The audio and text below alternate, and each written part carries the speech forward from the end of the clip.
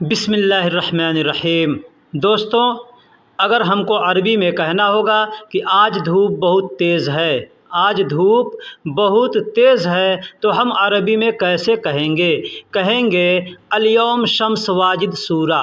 अल-यौम शम्स वाजिद सूरा। अल-यौम का मतलब आज होता है, शम्स का मतलब सूरज होता है या धूप होता है, वाजिद का मतलब बहुत ज़्यादा होता है या बहुत होता है, सूरा का मतलब तेज़। सूरा का मतलब तेज़। तो हम लोग हिंदी उर्दू में कहते हैं आप आज धूप बहुत ज़्यादा है या आज धूप बहुत तेज़ है, इस तरह से भी हम लोग कहते हैं। तो हम चाहें तो इस तरह से कह सकते हैं अल-यौम शम्स वाजिद। अल-यौम शम्स वाजिद भी कह सकते हैं या अल-यौम शम्स वाजिद सूरा भी कह सकते हैं। अब इसमें जो भी लफ्ज़ है उसको आगे पीछे करके भी बोला जा सकता है। आप चाहें तो आगे पीछे करके भी बोल सकते हैं कि आज धूप बहुत तेज़ है, तो कहेंगे अल-यौम शम्स वाजिद सूरा या वाजिद सूरा अल-यौम शम्स, इस तरह से कह सकते हैं। फ्रिज का पानी ज़्यादा न पियो। फ्रिज का पानी ज़्यादा न पियो अगर कहना हो तो हम कह सकते हैं वाजिद मा शराब। वाजिद मा शराब मोया तल्लाजा।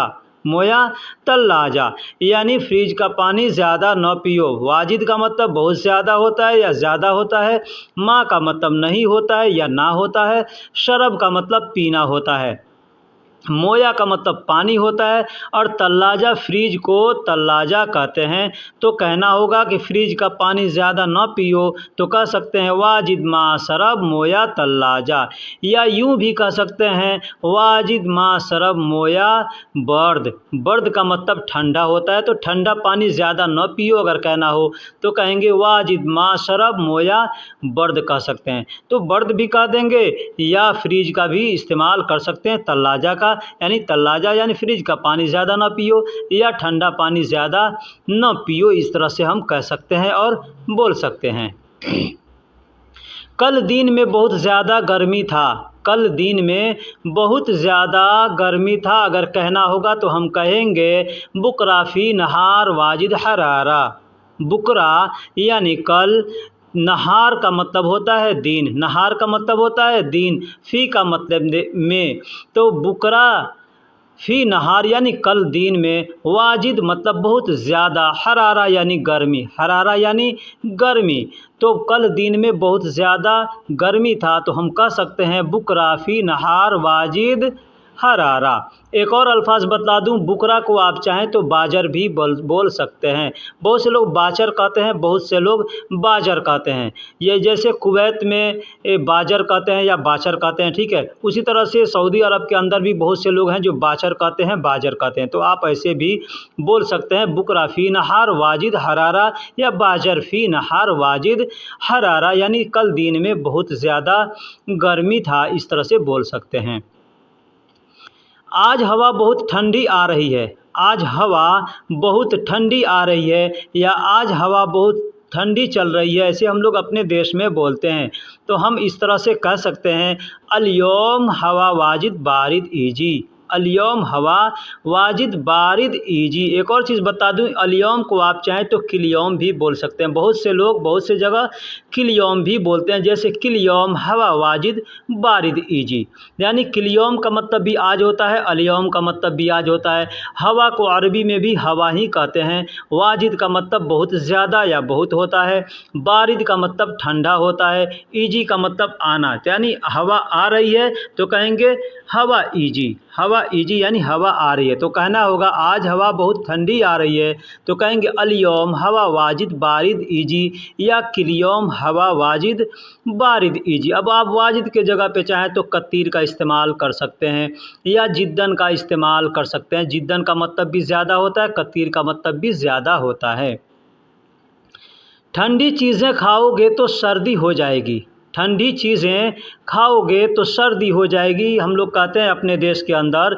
तो अरबी में अगर कहना होगा तो कैसे कहेंगे? कहेंगे अक्किल बारिद शय नज़ला सौवी। अक्किल यानी खाओगे, बारिद यानी ठंडी, शय मतलब चीज़ें, नज़ला, नज़ला कहते हैं सर्दी को, जुकाम को नज़ला कहते हैं। हम लोग अपने देश में के अंदर भी नज़ला कहते हैं सर्दी को, ठीक है। और सौवी का मतलब हो जाएगा, कर देंगे, बना दूंगा, ये सब के लिए सौवी का इस्तेमाल करते हैं। तो हमको कहना है कि ठंडी चीज़ें खाओगे तो सर्दी हो जाएगी, या ठंडी चीज़ें खाओगे तो बीमार हो जाओगे। तो इस तरह भी अगर कहना होगा, तो अगर बीमार कहना होगा तो हम नज़ला के जगह पे ताबान का इस्तेमाल कर देंगे या मरीज़ का इस्तेमाल करेंगे, ठीक है। लेकिन अगर सर्दी के लिए कहना होगा, क्योंकि अक्सर ठंडी चीज़ें खाने से क्या होता है, सर्दी खांसी होती है, तो सर्दी को अरबी में नज़ला कहते हैं। गाड़ी की टायर में बहुत ज़्यादा पंचर है, गाड़ी की टायर में बहुत ज़्यादा पंचर है, अगर कहना होगा तो कैसे कहेंगे। एक चीज़ जान लीजिए कि अरबी में भी पंचर को बंजर कहते हैं, बंचर, बंचर, पंचर ना कह के बंजर कहते हैं, ठीक है। बंजर, बंजर यानी ऐसे पंचर भी कहेंगे तो लोग समझेंगे, ठीक है, लेकिन बंजर कहते हैं, इसलिए कि अरबी में प नहीं होता और च नहीं होता, तो बंजर कहते हैं, ठीक है। तो गाड़ी की टायर में बहुत ज़्यादा पंचर है, तो हम कह सकते हैं फ़ी सैयारा कफ़र वाजिद पंचर मौजूद। फ़ी सैयारा मतलब गाड़ी में, यानी कफ़र मतलब टायर है, गाड़ी में जो टायर है, तो वाजिद पंचर मौजूद यानी उसमें बहुत ज़्यादा पंचर है, इस तरह से कह सकते हैं। तो फ़ी सैयारा कफ़र वाजिद पंचर मौजूद यानी गाड़ी की टायर में बहुत ज़्यादा पंचर है। इस तरह से आप बोल सकते हैं। फ़ी का मतलब में भी होता है और फ़ी का मतलब है भी होता है, सैयारा का मतलब गाड़ी होता है, ठीक है। तो आप इस तरह से बोल सकते हैं। गाड़ी की एसी ख़राब है, चलता नहीं है, गाड़ी की एसी ख़राब है, चलता नहीं है, अगर हमको अपने कफ़ील से कहना हो या मैकेनिक से कहना हो तो कैसे कहेंगे। कहेंगे सैयारतुल मुकैफ़, सैयारतुल मुकैफ़ यानी गाड़ी की एसी, खरबान यानी ख़राब है, माफ़ी शुगुल, माफ़ी शुगुल यानी काम नहीं करता है। तो काम नहीं करता मतलब चलता नहीं है, तो काम नहीं करता है। तो आप चाहें तो माफ़ी यमसी भी कह सकते हैं, ठीक है, या माफ़ी शुगुल भी कह सकते हैं। ज़्यादा लोग माफ़ी शुगुल का इस्तेमाल करते हैं कि चलता नहीं है, काम नहीं करता है, तो शुगुल का इस्तेमाल किया जाता है, ठीक है। गाड़ी की एसी ख़राब है, चलता नहीं है, तो सैयारतुल मुकैफ़ खरबान, सैयारतुल मुकैफ़ खरबान यानी गाड़ी की एसी ख़राब है, माफ़ी शुगुल, माफ़ी शुगुल यानी चलता नहीं है या काम नहीं करता है, ठीक है। एक चीज़ बता दूं कि सैयारा का मतलब गाड़ी होता है। अब कोई भी गाड़ी, अगर उस गाड़ी का आप नाम जानते हैं कि अरबी में इसको क्या कहते हैं, तो उसका नाम लेके सैयारा बोल सकते हैं, ठीक है। इसे बहुत सी गाड़ियां होती है, उसके अलग अलग नाम होते हैं। वॉशिंग मशीन ख़राब है, बनवाना ज़रूरी है, वॉशिंग मशीन ख़राब है, बनवाना ज़रूरी है। आप कहीं काम करते हैं, किसी के घर में काम करते हैं, आपका कफ़ील आपसे कहता है कि वॉशिंग मशीन ख़राब है, ले जाओ बनवा करके लाओ, तो कैसे बोलेगा, ठीक है। तो कह सकता है लाजिम तरतीब गसाला खरबान, लाजिम तरतीब यानी बनवाना ज़रूरी है, गसाला खरबान यानी गसाला यानी वॉशिंग मशीन ख़राब है। लाजिम का मतलब ज़रूरी होता है, लाजिम होता है, हम लोग हिंदी उर्दू में भी बोलते हैं, ठीक है। तरतीब का मतलब बनवाना होता है, तरतीब का मतलब बनाना या बनवाना दोनों होता है, ठीक। गसाला कहते हैं वॉशिंग मशीन को, अरबी में गसाला कहते हैं, गसाला। गसील का मतलब धोना होता है और गसाला का मतलब धोने वाला, तो मशीन धोने वाला होता है, इसलिए उसको गसाला कहते हैं, ठीक है। खरबान यानी ख़राब है, कोई चीज़ ख़राब है तो उसको खरबान कहते हैं। अब बहुत से लोग खरबोदा कहते हैं, ख़राब, ख़राब भी कहेंगे तो चलेगा, ठीक है, लोग ख़राब भी बोलते हैं, तो खरबान भी बोल सकते हैं, ख़राब भी बोल सकते हैं या खरबोदा भी बोल सकते हैं।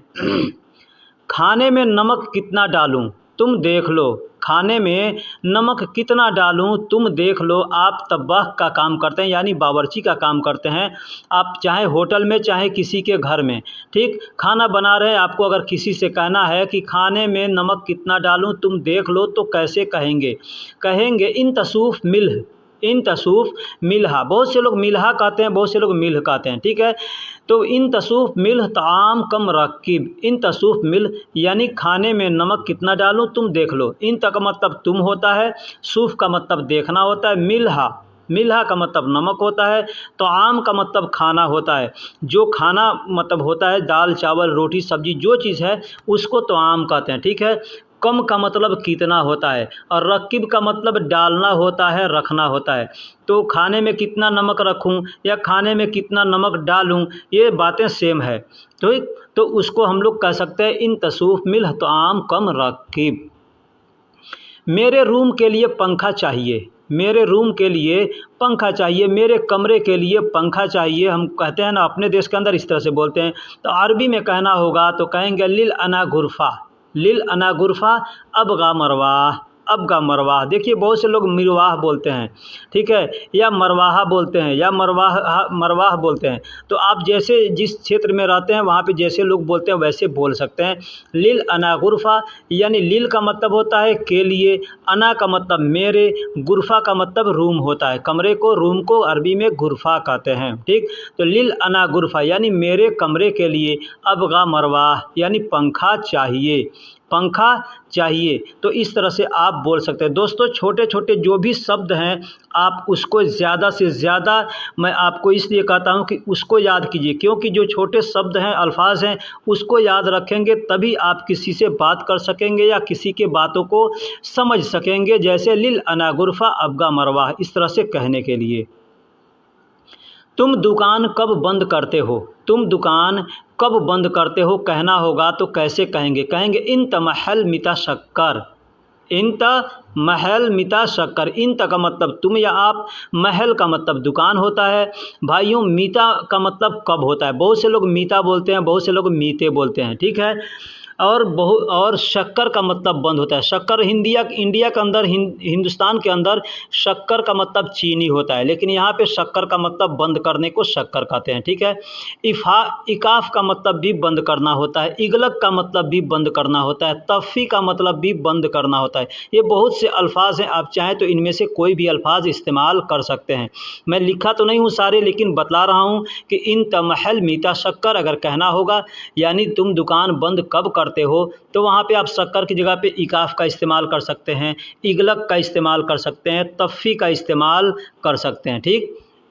जैसे इन तमहल मीता इकाफ, इन तमहल मीता इगलक, इन तमहल मीता तफ़ी, इस तरह से आप बोल सकते हैं।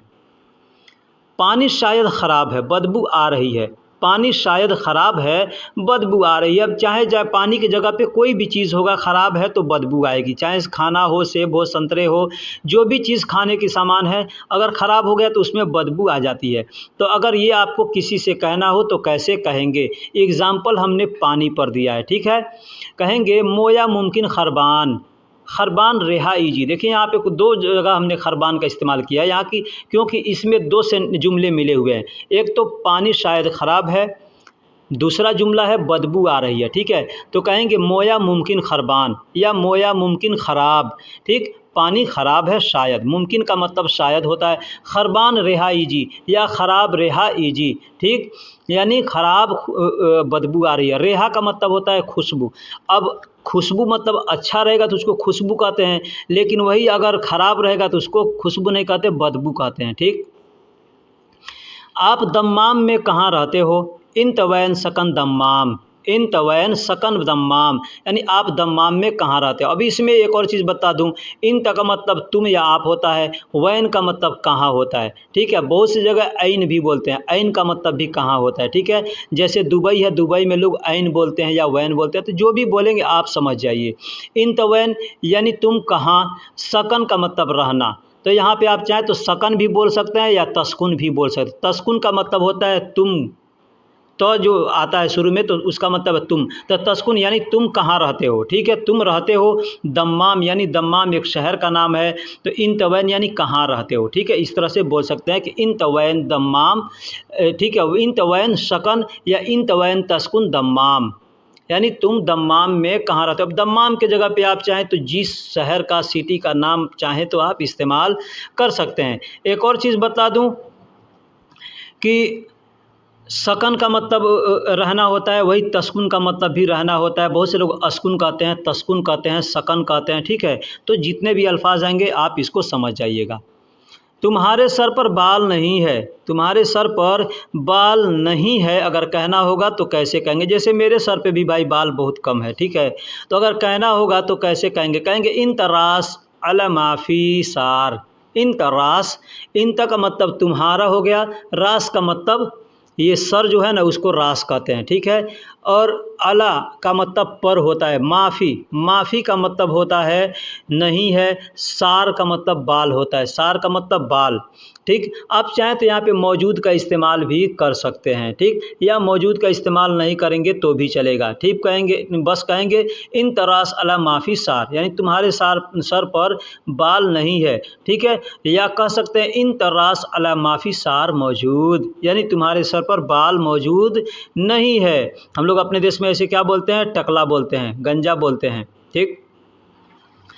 तुम यहाँ बैठो मैं अभी आता हूँ, तुम यहाँ बैठो मैं अभी आता हूँ अगर कहना होगा तो कैसे कहेंगे, कहेंगे इंत हिना इजलिस, इंत हिना इजलिस, यानी तुम यहाँ बैठो। इंत का मतलब तुम होता है या आप होता है, हिना का मतलब यहाँ होता है या इस जगह होता है, और इजलिस का मतलब बैठना होता है, ठीक है। तो यहाँ पे आप चाहें तो इजलिस का भी इस्तेमाल कर सकते हैं या गाद का इस्तेमाल भी कर सकते हैं। गाद का मतलब भी बैठना होता है और इजलिस का मतलब भी बैठना होता है।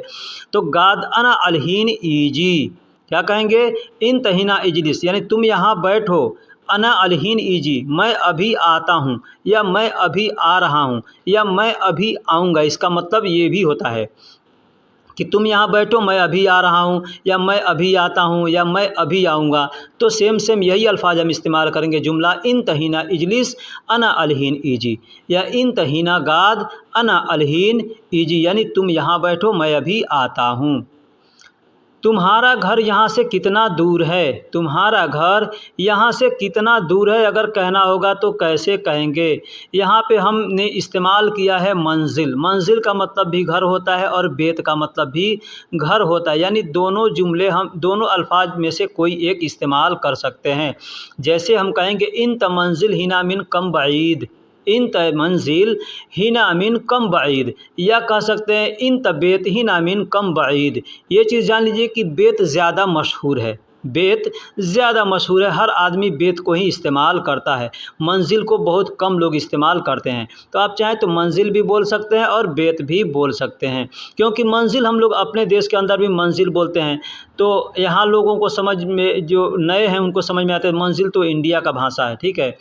तो इन तबेत हिना मिन कम बाईद, यानी तुम्हारा घर या आपका घर यहाँ से कितना दूर है, आप इस तरह से बोल सकते हैं, ठीक, या मंजिल का भी इस्तेमाल कर लेंगे। आज हमने चावल और गोश्त खाया, आज हमने चावल और गोश्त खाया तो कहना होगा तो कहेंगे नहना अलयौम अकलतु, नहना अलयौम अकलतु लहम वल रूज, नहना अलयौम अकलतु लहम वल रूज, या इस तरह से भी कह सकते हैं नहना अलयौम अकिल लहम वल रूज, इस तरह से भी कह सकते हैं, यानी आज हमने चावल और गोश्त खाया। अब यहाँ पे चाहें तो आप मछली का इस्तेमाल कर सकते हैं, दाल सब्जी का इस्तेमाल कर सकते हैं, ठीक है। तो जो बताना होगा आप बता सकते हैं। नहना का मतलब हमने होता है, हम होता है, ठीक है, या हमारा होता है। अलयौम का मतलब आज होता है, मैंने पहले बता दिया कि अलयौम भी कह सकते हैं, किलयौम भी कह सकते हैं, अकलतु भी कह सकते हैं या सिर्फ अकिल भी कह सकते हैं। लहम को लहम ही कहेंगे, वल रूज को चाहे तो व रूज भी कह सकते हैं या वल रूज भी कह सकते हैं। अरबी में जब हम लिखेंगे तो वहाँ पे वल रूज लिखा जाएगा, ठीक है, लेकिन पढ़ेंगे तो रूज सिर्फ रूज पढ़ सकते हैं।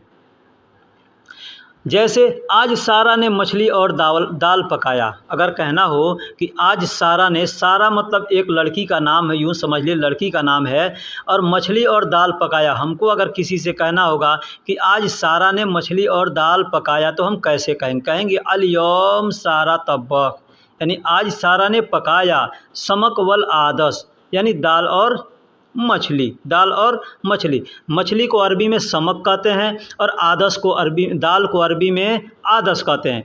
तब्बख का मतलब देखिए बावर्ची होता है, तब्बाख कहते हैं, तब्बाख का मतलब बावर्ची और तब्बख का मतलब पकाना होता है।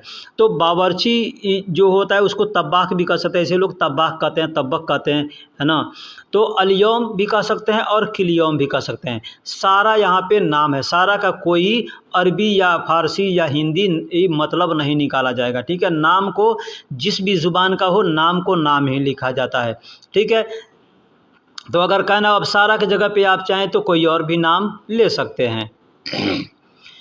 तुमको कैसे पता, तुमको कैसे पता आज सलीम घर पर नहीं है। तुमको कैसे पता सलीम आज घर पर नहीं है या नहीं।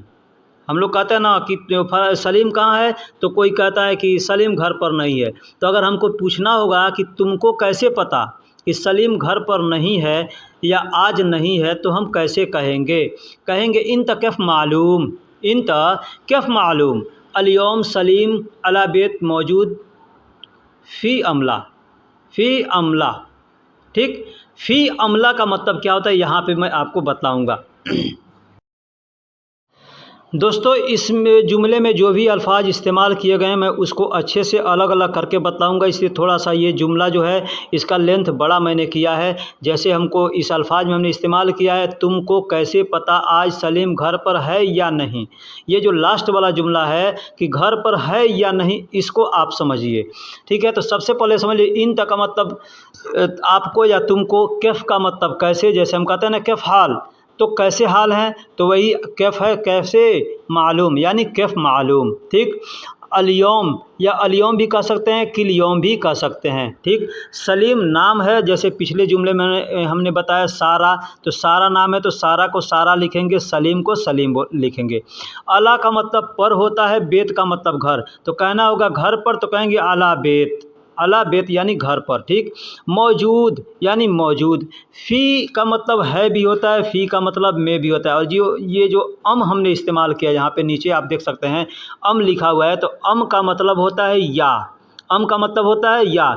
जैसे घर पर है या नहीं, तो या यहाँ पे है ना, तो इस या का अरबी होगा अम। ठीक है, और ला का मतलब नहीं, ला का मतलब नहीं। एक और चीज़ जान लीजिए, एक अरबी में भी या होता है, जैसे कहते हैं या मुदीर, या मोहम्मद, या हबीबी, या सदीक, तो उस या का मतलब हिंदी में या उर्दू में होता है ए। ठीक है, ए कहते हैं ना किसी को, ए भाई इधर सुनो, तो हम कहेंगे, क्या कहेंगे, या मोहम्मद, या नाम जानते हैं, या अखू, ऐसे बोलेंगे या अखू यानी ए भाई, या ए दोस्त, ए सदी, या सदीक, ऐसे कहेंगे ना, तो उसको अरबी में या कहते हैं। और जो या हमने जो हिंदी में लिखा है घर पर है या नहीं, तो इस या को अरबी में अम कहते हैं, ये चीज़ जान लीजिए। हाँ भाइयों, यहाँ वीडियो बनाते बनाते हमको ये अल्फाज याद आ गया, तो मैंने यहाँ दे दिया। जैसे हैंगर, हैंगर हम लोग कपड़ा लटकाते हैं, उसको हैंगर कहते हैं ना, उसको अरबी में अल्लाक कहते हैं। हैंगर को, कपड़ा लटकाने वाले हैंगर को अरबी में अल्लाक कहते हैं। और जो कपड़े का कॉलर होता है ना, कॉलर, उसको लियाका कहते हैं। कपड़े को के कॉलर को लियाका कहते हैं। और कपड़े का जो हाथ होता है, हाथ में जो पंजे के पास होता है, उसको हम लोग अपने देश के अंदर कफ़ कहते हैं। जो लोग सिलाई करते हैं उनको मालूम होगा, तो उसको कफ़ कहते हैं, तो उसको अरबी में कबक कहते हैं, उसको अरबी में कबक कहते हैं। तो हैंगर को अरबी में अल्लाका कहते हैं या अल्लाक कहते हैं, और कॉलर को अरबी में लियाका कहते हैं, लियाका। और कफ़ को अरबी में कबक कहते हैं, कबक यानी कफ़। बटन, कपड़े का जो बटन होता है ना, उसको जीर कहते हैं या जीरार कहते हैं। बहुत से लोग जीर, जर भी बोलते हैं, जीर भी बोलते हैं, जीरार भी बोलते हैं। ठीक है, और एक पिन होता है, हम लोग अपने देश के अंदर पिन कहते हैं ना, उसको पिन, तो उस पिन को दब्बूस कहते हैं, पिन को दब्बूस कहते हैं। यानी कपड़े में बहुत सी औरतें हैं जो पिन लगाती हैं, तो हम लोग अपने यहाँ सेफ्टी पिन कहते हैं या अल्पिन कहते हैं, तो उसको अरबी में दब्बूस कहते हैं, दब्बूस। और जो पैंट का या कपड़े का या बैग का कोई भी चैन होता है ना, चैन जो पैंट में लगा अपने, उसको इंग्लिश में जीप कहते हैं। ठीक है, तो हिंदी में उसको चैन कहते हैं, अरबी में उसको सुस्ता कहते हैं या सहात कहते हैं। ये दो अल्फाज है, सुस्ता भी लोग कहते हैं या सहात भी कहते हैं। तो बटन को अरबी में जीर या जरार कहते हैं, पिन को अरबी में दबूस कहते हैं। ठीक है, अब पिन के जैसा कोई चीज़ होता है ना, तो उसको इबरा भी कहते हैं, इबरा भी कहते हैं, क्योंकि इबरा क्या होता है, सुई को अरबी में इबरा कहते हैं, तो इबरा भी कह सकते हैं ये। लेकिन पिन जो होता है, एक तरफ नोक होता है और एक तरफ से वो बंद होता है, तो उसको दब्बूस कहते हैं। टेलर की दुकान कहाँ है, खयात महल वैन, टेलर की दुकान यानी दर्जी की दुकान कहाँ है, तो हमको किसी से पूछना होगा या कोई हमसे पूछेगा तो हम कहेगा खयात महल वैन, यानी खयात का मतलब दर्जी होता है और महल दुकान को कहते हैं, वैन का मतलब कहाँ है, वैन का मतलब कहाँ है। तो तो हम चाहें तो अगर किसी से पूछना हो कि फ़लाँ आदमी कहाँ है तो भी हम कह सकते हैं, जैसे मोहम्मद कहाँ है तो कह सकते हैं वैन मोहम्मद। सदीक कहाँ यानी दोस्त कहाँ है तो वैन सदीक। भाई कहाँ है तो वैन अखू, यानी कोई भी चीज़ पूछना है कि कहाँ है तो हम इस तरह से वैन लगा करके और उसका नाम लगा करके बोलेंगे तो हो जाएगा वो कहाँ है। जैसे खयात महल कहाँ यानी दर्जी का दुकान कहाँ है तो कहेंगे खयात महल, खयात महल यानी दर्जी की दुकान, वैन का मतलब कहाँ है।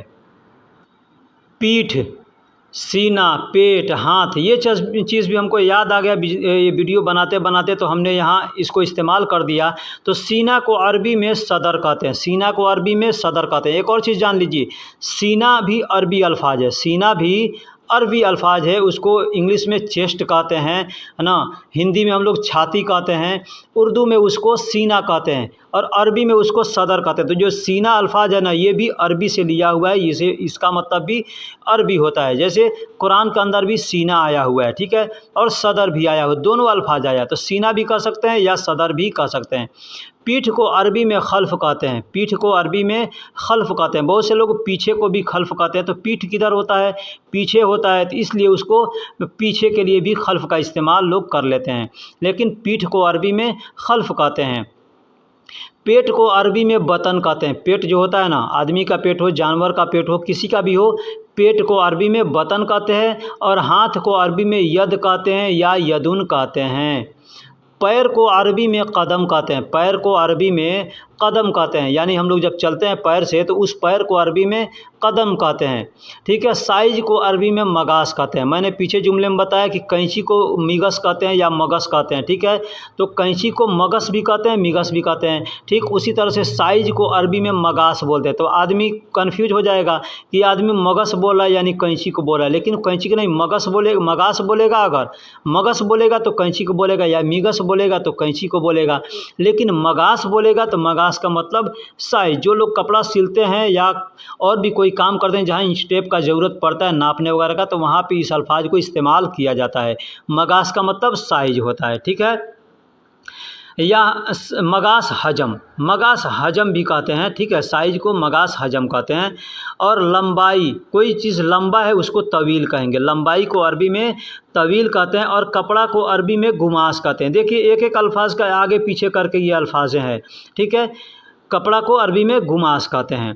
काटने को अरबी में गुस कहते हैं, कोई भी चीज़ काटना है उसको गुस कहते हैं, गुस, गुस मतलब काटना, बाल काटना है तो भी गुस कहेंगे, कपड़ा काटना है तो भी गुस कहेंगे, कोई चीज़ कागज़ काटना है तो भी गुस कहेंगे, ठीक है। तो गुस का मतलब काटना। और कपड़े का जो थान होता है ना, कपड़े का थान, उसको अरबी में लफ़त गुमास कहते हैं, लफ़त गुमास। लफ़त का मतलब थान होता है यानी लपेटा हुआ है, और गुमास यानी कपड़ा, तो कपड़े का थान है तो उसको लफ़त गुमास कहेंगे। दोस्तों यह वीडियो जो लोग दर्जी का काम करते हैं ना, कपड़ा सिलने का, उनके लिए भी बहुत फ़ायदेमंद है। अगर आपका कोई दोस्त है कपड़ा सिलता है, दर्जी का काम करता है, तो आप उसके पास भी वीडियो को शेयर कर सकते हैं, ठीक है। समीज, समीज जो हम लोग अपने देश के अंदर कहते हैं ना, औरतें पहनती है उस कपड़े को समीज कहते हैं। तो समीज को अरबी में यहाँ दारा कहते हैं, ठीक है, दारा। मैंने पहले बताया पिछले वीडियो में कि लड़की का जो भी कपड़ा होता है उसको फुस्तान कहते हैं, ठीक है, फुस्तान कहते हैं। तो यहाँ समीज है, लेडीज़ कपड़ा है, उसको दारा भी कहते हैं। बहुत से क्षेत्रों में फुस्तान कहते हैं, बहुत से क्षेत्रों में दारा भी कहते हैं। अस्तर, कपड़े के अंदर जो अस्तर लगाते हैं ना, उस अस्तर को बताना कहते हैं, उस अस्तर को बताना कहते हैं। और मैंने पीछे वीडियो में एक वीडियो में बताया कि छोटा कपड़ा जो भी औरतों का होता है उसको बिलौजा कहते हैं। तो छोटे कपड़ा जो अंदर गारमेंट्स होता है उसको बिलौजा कहते हैं। हम लोग अपने देश के अंदर ब्लाउज कहते हैं, औरतें पहनती है, एक बित्ता का एक कपड़ा होता है, अक्सर लोग वो हिंदू में ज़्यादा लोग इस्तेमाल करते हैं उस कपड़े को, तो उसको ब्लाउज कहते हैं अपने देश में। तो सेम उसी तरह से औरतें यहाँ पहनती है तो उसको बिलौजा कहते हैं या ब्लाउजा कहते हैं। जुब्बा, जुब्बा को अरबी में तूब कहते हैं। शर्ट को अरबी में कमीज़ कहते हैं, शर्ट को अरबी में कमीज़ कहते हैं। पैंट को अरबी में बंतलून कहते हैं।